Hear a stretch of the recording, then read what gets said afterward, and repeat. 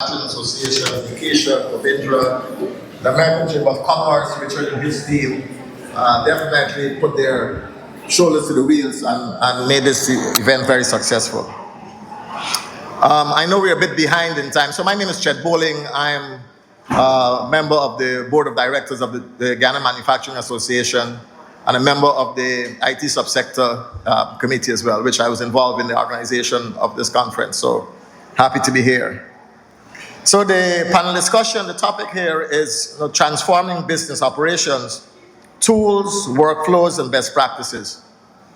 When we organized it and we're going through the, what we want to communicate to the conference was some more practical aspects as well. We want to ensure that, it's not just tech, but understanding how tech helps businesses. So you've gotten some of the presentation. This panel is going to focus on what tools are out there. So I must say that, I'll ask each panel member before they answer a question, just briefly introduce themselves. But it's a quite distinguished panel. I've had the pleasure to work with most of the people on this panel, and I'm inspired to have them here with me today. So one of the first questions for the panel, and again, it doesn't necessarily have to anyone can address what you feel more comfortable with. So in Guyana, many organizations still rely on manual processes. We know that. I mean, it's painful. You have to still fill out a form. You kind of like, especially with my chicken scratch handwriting, I get very annoyed often because I have to do it more than once. So there's lots of companies and organizations still rely on that manual process. A very practical question. In your opinion, panel, as much of you can go, in any organization, what are the first process in your mind should be digitalized and why? If I may. Go right ahead. Good afternoon, everyone. I'm Avia Lindie, and I'm wearing two hats this afternoon. I'm representing Silvie's Industrial Solutions, which is my client, and I'm also the CEO and founder of Evolve Business Solutions, Inc., and it's a company that offers AI-powered solution. As you will witness outside, Silvie AI was co-created by myself and Eldon Marks. So in response to your question, what I would like to say is that automation is not like a one-size-fits-all. It's not a one-size-fits-all matter. It means that you should consider, there are nuances on what each type of business would want to automate. Like, for instance, if I may use an actual use case from Silvie's Industrial Solutions, where we co-created a AI-powered sales rep for them, what we did is that we started with a pain point. So we obviously did a need assessment based on what the issues they had, and then we built the solution around it. So what they automated was product selection. They had an issue with the staff member, like one staff member knowing everything and the others don't. And then we have a high attrition rate in Guyana. So it's hard to bring persons up to speed in terms of, to serve the clients efficiently. So what they did, the agent was built to serve their clients and their staff members. So it's a product selection agent that is accessible on WhatsApp and on the web. And it's also integrated into their e-commerce website. So it means that they can make money while they sleep and they can respond to customers on the fly. So they automated their service offering by using an AI agent. And I think that was brilliant. Another way you can automate, most companies have issues with onboarding because there's a high staff turnover. So what you can also use an agent for is for onboarding, where you train the agent in all your manuals and SOPs, and then the staff can actually access that repository and they'll get all the answers they need instead of going to HR, when do I apply for leave? Mundane things that an agent could answer, and then people can actually do work that's meaningful. I do like that, the whole idea of being able to, some of the repetitive function that is manual, that, it's digitalized, so it's easily transferable regardless of who is in place. Anyone wants to add, particularly, what are those critical functions? I run my business, I have whatever, What for should I tackle to ensure that for automation? I think that when you embrace technology and you're getting ready to implement, it gives you a great opportunity to review your business operations and re-engineer that aspect of it.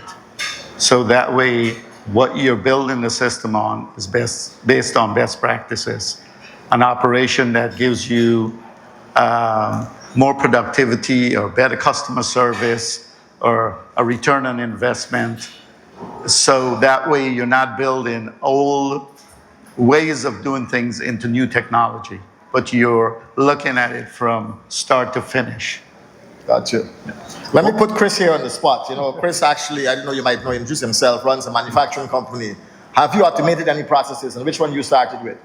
Thanks, Chet. Well, of course, our company, I represent UMAMI Incorporated. To give you a little synopsis of the company, when we were growing up, we were taught to look left, look right, then look again. So part of that was that when we looked left, we saw banks, big and strong. We looked right, we saw DDL, old but stable. When we looked again, we saw our friend Sterling, gold and mellow and buttery. So we said to ourselves that UMAMI, we will be tiny but mighty. So yes, Chet, answering your question, we have adopted a lot of automation in our facility. And to answer the direct question, I believe that one of the critical components that should be the first to be digitized are the outputs of our operations. Of course, I can only speak within the scope of UMAMI's competence. When I say the output of our processes, temperature, the behavior of our machinery, the bioluminescence, the bricks, the scientific aspects. Because as a maturing economy, I'm pretty sure that whilst we are embracing automation, we have not all achieved the true potential of AI. Correct. Now, having that access to the data, when we embrace AI, it enables us to teach the machines through machine learning. And of course, that will enable our businesses to now become more nimble, more agile. And in a nutshell, businesses will then move from being a reactive organization to being more intelligent with intelligent systems and more predictive methods of doing business. So I think that is the first thing that we should try to focus on in trapping the data that we currently have from our legacy systems. So I want to add something to what both Chris and Carlton said. So first you have to know where you are, right? What is the state of your organization? What are the problems that you're trying to solve for? To Carlton's point, it cannot be a lift and shift, right? If you're going to spend a ton of money or any type of investment in whether it's Google Suite or it's Salesforce or it's Odoo or UKG, whatever it is, that's an investment in time and money. You don't want to take the manual process or whatever you're doing today and just plug it into this platform. You're going to lose a lot of the benefit that these platforms offer. So what you have to do is, what's the problem you're trying to solve? Is it better customer engagement? Is it onboarding? Or is it just your operational efficiencies? And as you identify those key things, then you find the solutions that's going to help you there. So whether it might be an AI to help you with better customer engagement, or it might be something within your HR department to help better manage payroll and accounting and so on and so forth. So first you have to know where you are and figure out the problem you're trying to solve, and then find a solution to fit there. Great, and so, what I heard from, Chris from UMAMI is that helps with quality control. That's why whenever I travel and I need gifts, I get a perfect bottle of UMAMI pepper sauce that looks international and I take with me when I'm traveling. So well done.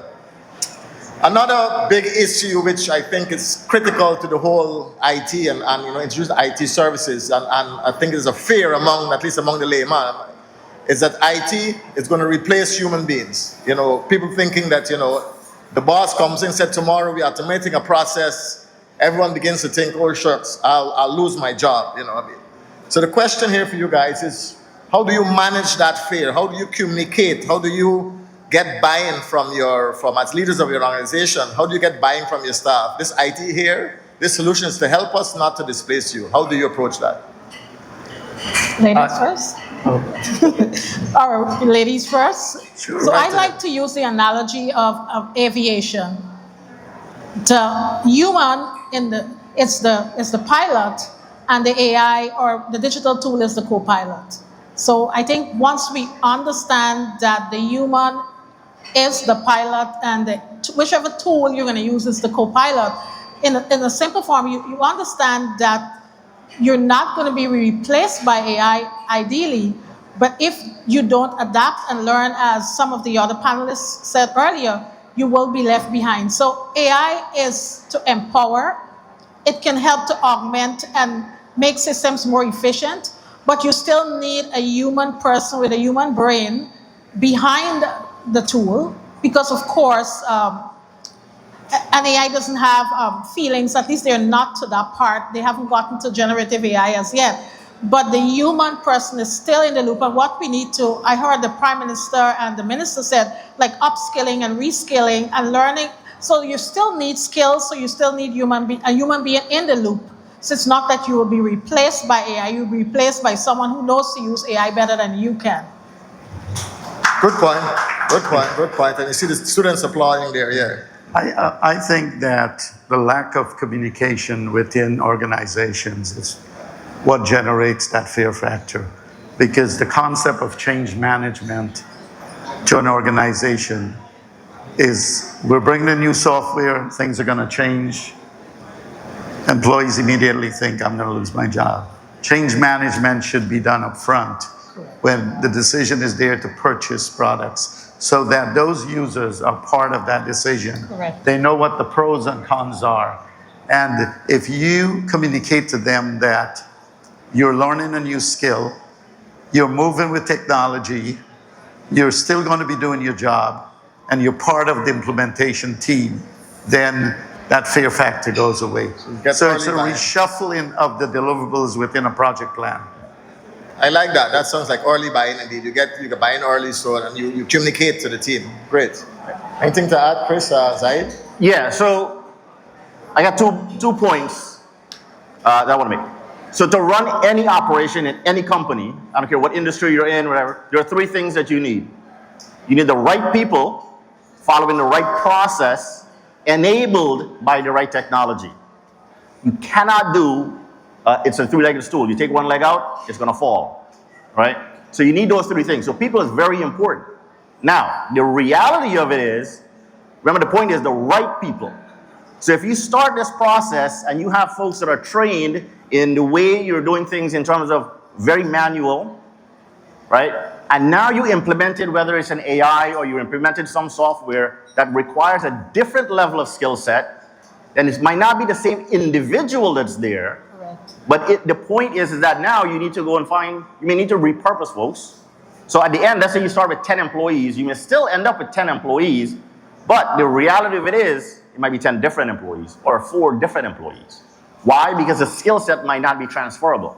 So I agree 100% with Carlton in included them in that journey, but the reality of it is, as business owners, as innovators, you need to ensure that you have the right people when you implement that solution. Otherwise, or by the way, you can train them and so on, but you know, there's a cost associated with that. Otherwise, you've just invested in this amazing AI and don't have the right people to co-pilot it, to your point, right? Great comment, Zahid, and that leads me up to my next question, which I think I'll ask Chris to start off with. You know, I mean, Chet, before we move on to the next question, I'd like Go to ahead. compliment what the panelists have said. Remember, as a businessman, we don't generally decorate language. And the fact that it's out there that, oh, AI is going to replace the talent. The real word I want to use, I can't use it now, but it's just a bunch of fluff. AI, in my humble opinion, is just there to, as the ladies mentioned, to augment human capabilities. And if at the end of the day, we can have technology that does the highly repetitive, the high risk, and those kind of tasks, it obviously means that you're freeing up the human capital to focus on more high value tasks. Correct. Problem solving, innovation, continuous improvement. So there will always be a need for that human element to progress further than where they are. Because we just had lunch. I don't believe a humanoid I'd ever be comfortable with a humanoid feeding me. There's always space for the human function. So it's just, maybe you can use the word if you want. But not Thanks for that, Chris, and I hope that some of the students we hear, so if you were, fearful about getting into the industry, this is some inspiration. And Chris, whilst you're on the floor, something that kind of Zahid closed off with that kind of triggered as part of the next question, you said you can end up with a fantastic AI that you've invested in, but then you can't use it. So the next question is, Chris, you as a business owner, how did you manage how did you manage your decision-making process to invest in a software or some sort of technology to improve your business and balancing that cost versus reward? How did you approach that problem? Because even for me personally as a businessman myself, I know I might need certain technology, but I'm looking at the cost. I'm weighing that cost against the return on investment. How do I make that decision? Where that balance comes from? I mean, what has been your experience? Well, basically, the proof is in the pudding. Humans by nature, we are resistant to change. And the first thing will have to be to overcome that resistance. When, as a business owner who's invested heavily in automation and technology, it was a simple decision for us. But that does not mean it's a one-size-fits-all, simply because there's other businesses who's probably been around for a while. And the amount of investments that they have made into their legacy systems, quite recently, of course, it's going to be difficult to just replace that, to just move into the digital divide. But I believe simply by looking at the data that's in front of you, look, Guyana is rapidly growing. And the one thing that we all can complain about in the room as business owners is the lack of applicable labor. AI, automation, technology is there to fill a need. When we are sick, is there a resistance to take the medicine? We want to get better. So if you see that there is a gap in the skill set that's required for you to grow your business, take the medicine. It's there. It's a simple decision as to whether to invest or not. Right? Makes sense. Zahid, I know you do this all the time. What is it? Well, you advise business owners in terms of that decision. I mean, tell us how you do that. So, they said if you fail to plan, you plan to fail. Okay, every business owner, and Chris, I'm sure can attest to this, have a plan. Whether it's written down on a piece of paper in a formal sense or not, they have a plan, which means they have a goal. Whether it's to be the next DDL, it's, the next guy come up and say, hey, I want to be the next UMAMI. There's a plan. Okay, how do you achieve that? How do you achieve that goal, right? Which means there are problems that you need to solve.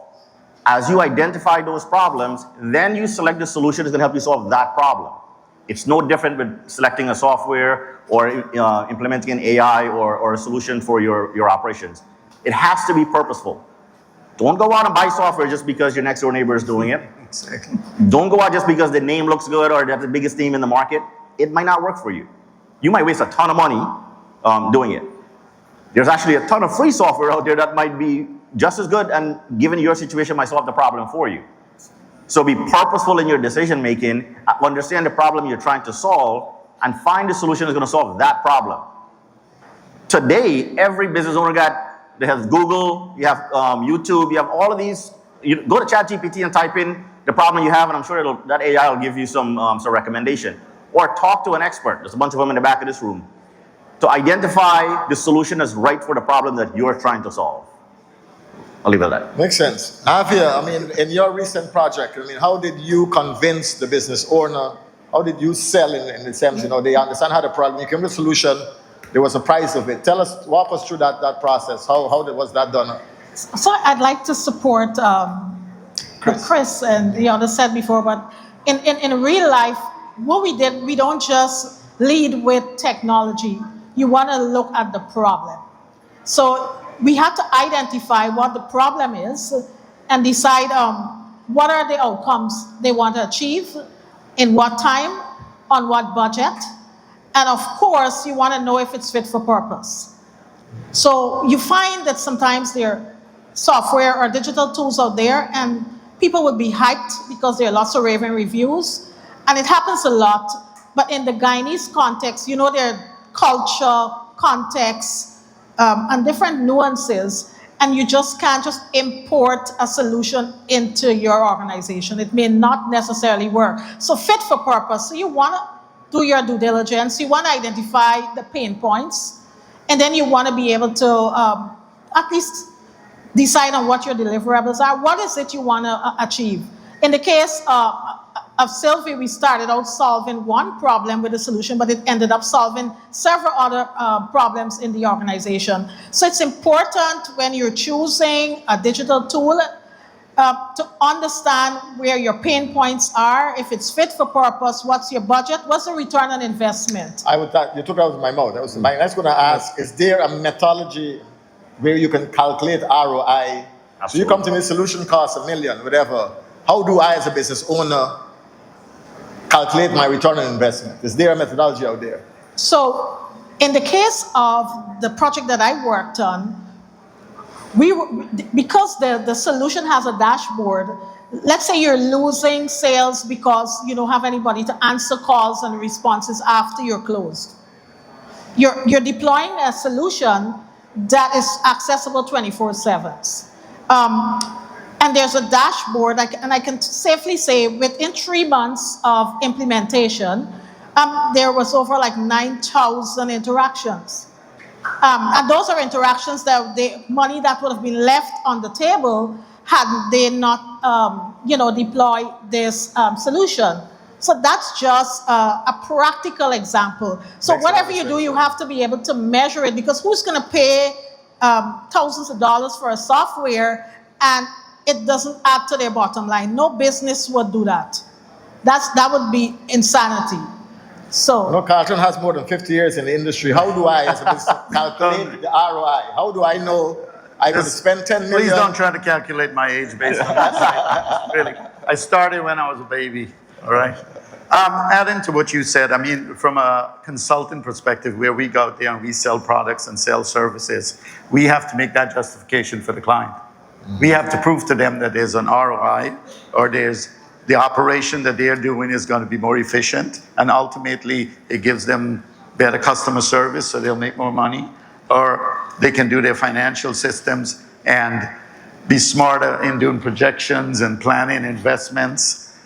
So we have to come up with that. That's a case-by-case basis. But for what we're doing in Guyana, this is a challenge.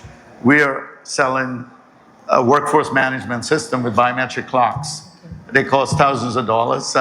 People look at it and go, I got a thumbprint. Why would I pay $4,000 for a clock? Well, ours can do facial recognition, fingerprint, RFID card, manual entry. It's connected to a background system that you can set up schedules. You can track absences, vacation time. You can put pay codes with different rates of pay depending on the shift that employees are working. It reduces theft and inefficiencies 11%. Take that off of your compensation to employees per year, and the system pays for itself. Exactly. I mean, we had a situation, calling no names, but large ministry, we could have saved them the investment in 7 months, and $1 million deal. Awesome. I mean, we proved to them, but yet they did not go with it, because sometimes it's hard to tell people, when you spend money, you can save money. Okay, saving money adds to the bottom line. You're making money when you save money. But it's a hard concept in this emerging economy for people to embrace technology as an investment to make money. Thank you very much.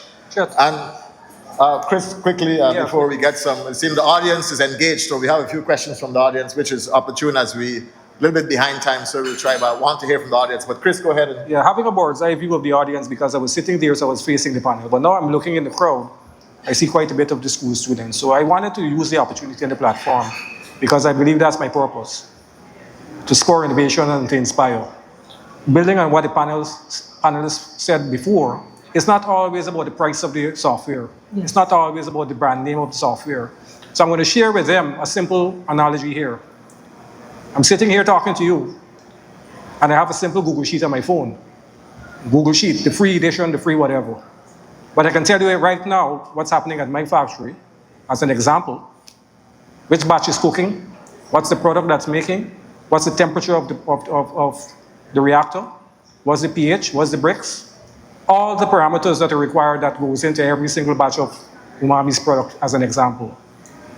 Happens right here on a simple Google Sheet. So building on this message, I think I have twins. I have 2 little boys. They're 9. And they're fascinated by this STEM. Is this Scratch? You guys know Scratch? It's this software that you can program or something like that. And all day these little boys are just scratching and scratching and scratching. What they're scratching, I don't know, but they come up with the outputs. And when I see the outputs, I feel proud. So it's not about the name of the software, the value of it's about what works for you. Exactly. Fit for purpose. Yeah. Right? Fit for purpose. So keep driven by that. Fit for purpose. Well said. Fit for purpose. Nikisha will pose the questions from the audience. Yeah, I do have some questions. Some were asked during this panel and some before. But I think, Chris, I would like you to answer this one from Craig. What do you think are the biggest blockers to digital adoption for Guyanese SMEs? Is it cost, skills, connectivity, trust, procurement, or something else? Thanks, Craig. It's a combination of all. Right. Yep. Running a business, there's always a capital cost involved and that decision to make to gravitate from where you are in the legacy software and the legacy systems to move into the digital ones. You have to upskill your workforce to adapt to the new demands that are required to them. And ultimately, it comes back to you as a business owner. If you are willing to adapt to the new, to those changes, that's what you're called a leader for. To engage and to inspire the workforce. I'm sure that they will follow. You just have to make that commitment. All right? And this question is for either Carlton or Zahid, or both of you. How do you personally stay ahead of the tech curve in such a fast-moving field? Because we're a partner with Kronos, we basically implement their products. So we keep up with all the updates, the market trends, the new versions, expansion, upselling. If they have HR payroll and they want workforce management and they're our client, we recommend it.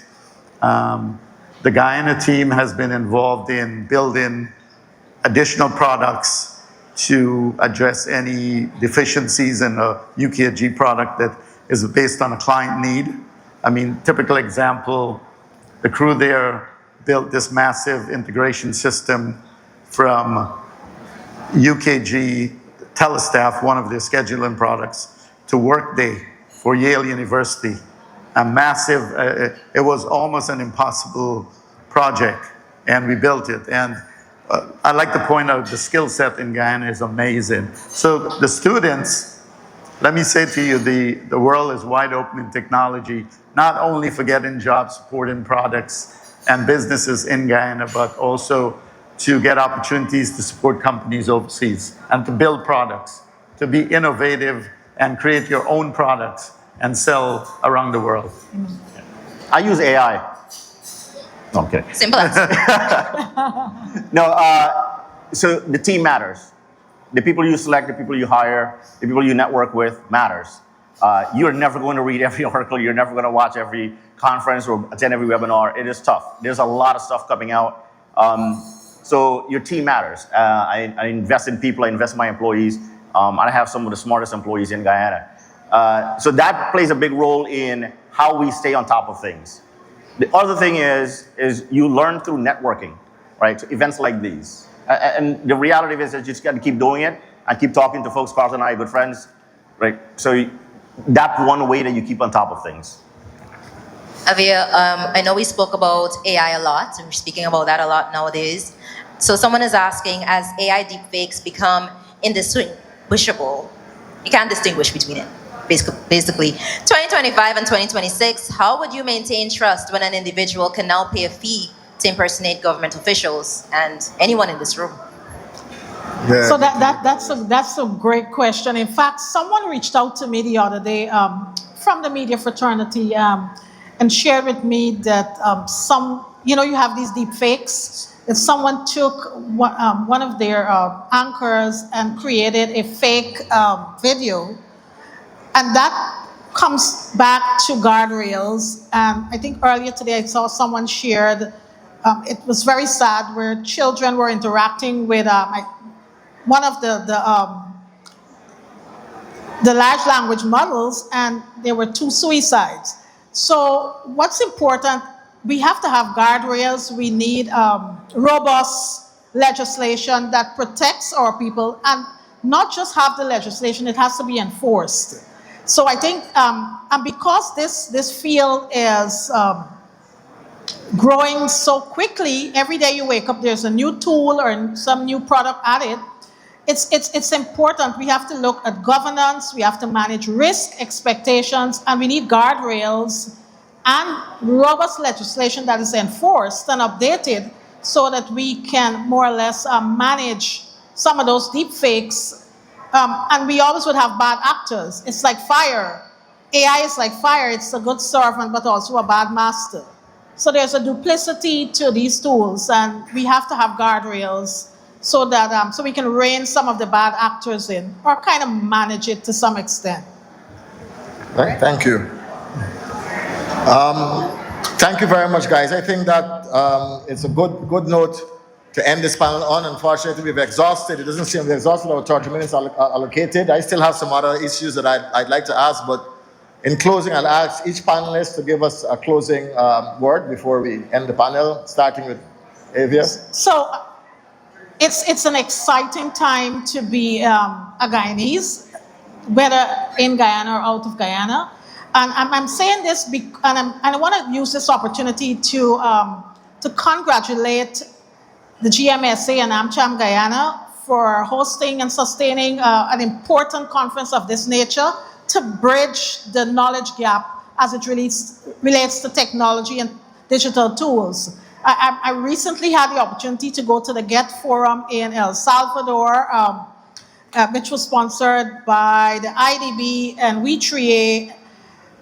And it was pretty amazing that we did have some representation from the Caribbean, but that's a market that's untapped, and obviously because of the language barrier. So I'm really happy, and I was very excited that this event was hosted, and it kind of I'm hoping that Guyana becomes a smart, small state.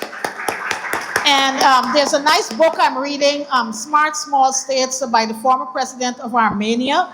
And it speaks about use cases in Estonia and Singapore. And Guyana can actually become a smart small state based on what I heard the minister said and the prime minister said, and basically what the vision in terms of technology. So I think you all, if you would join with me in giving AmCham and GMSA a round of applause.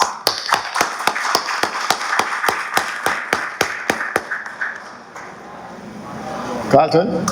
Well, as a Guyanese owning a business in the States, and it's pretty successful. Like I said, 10 years, we have 600 clients. I'd like to call some names: Harvard University, Yale, Columbia, City of New York, DC, in Canada, Ottawa, Toronto, Calgary, Vancouver. We're a small company, but a huge footprint in the marketplace in terms of HR, payroll, workforce management. And when I decided to embrace the Guyanese market, it wasn't to sell products in Guyana or do business in Guyana, but it was to activate the expertise that you had here in IT to help me support my business in Guyana, in the US. And we've done that. We've built about 5 products that we sell in the US. And these products go up against some of the major vendors that they have in the US. So I'm really, really proud about the crew we have here in Guyana. And the ability, I think we have the capabilities here. We just need to build capacity. And to your point, I'm very excited to try to help impact the IT sector and not only look at it as supporting products and clients in this country, but to have a global view, because My challenge was when I called a guy in India, he wouldn't answer for 3 days. And when he did answer, I couldn't understand him. So I left that model and I came to Guyana. And I think we have the ability, and if the government were to invest in technology from the early age of high school into university, I think we can have a great team to do world-class stuff. Thank you. So I'll echo something that both of these, the panelists said.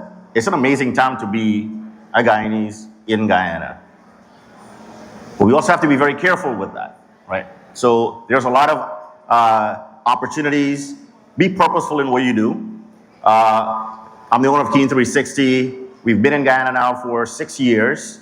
The company's been around for about 14 years. And we've expanded quite a bit. I've seen the growth. I started in Guyana, it was just me. I was reminiscent with Zulfikar when I met him the first time. It was a team of 1, and we're about 60 and 50 something in Guyana right now. So the opportunity is here, right? But be purposeful in what you do. And I'm gonna echo something that we were talking about with regards to how you run your business. So Keen 360, we provide ERP solutions to help you run your operations regardless of what department it is and regardless of what industry you're in. But what we see constantly is our clients are asking us for things because they heard about, well, this other company is doing it, right? So be purposeful when you do, solve the problem that you're trying to solve. What's the word? Fit for form, right? And we welcome the opportunity to discuss it with anyone, whether you're a student or a company looking for free guidance. Thank you. Chris? Thanks, Chet.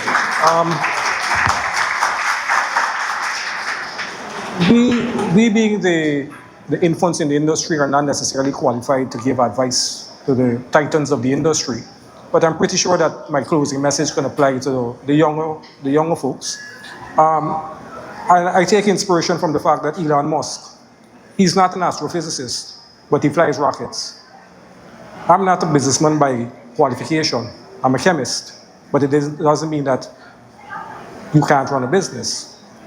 Access to information, and by virtue technology and AI, it's there now to help us, to propel us to where we want to be.